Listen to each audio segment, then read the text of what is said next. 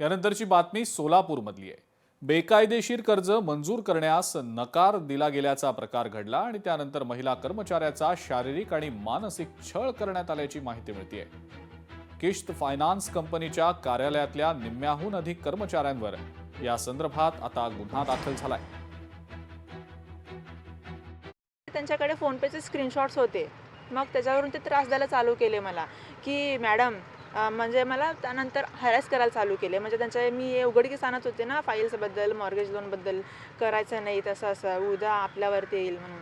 मग त्यानंतर ते मला हॅरॅसमेंट फिजिकली आणि मेंटली टॉर्चर करायला चालू केले। येता जाता मला टॉन्ट मारणं, मला काहीतरी घाणेरड्या गोष्टी बोलणं, मला माझ्या शरीराला हात लावणं, मग लज्जास्पद असं म्हणजे हावभाव करत होते ते। म्हणजे एका लेडीजसमोर तसं करू नये ते, तशा गोष्टी ते करत होते सर्व सेल्स मॅनेजर मिळून।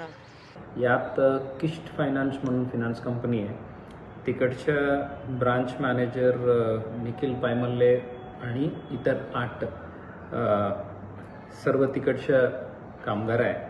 त्यांनी हे जे पीडित महिला आहे तिला काही ऑफिशियल कामानिमित्त काही हॅरॅस केलेलं आहे। लोकशाही मराठी ऐका, पहा, जागरूक रहा। लोकशाही मराठी ऐका, पहा, जागरूक रहा।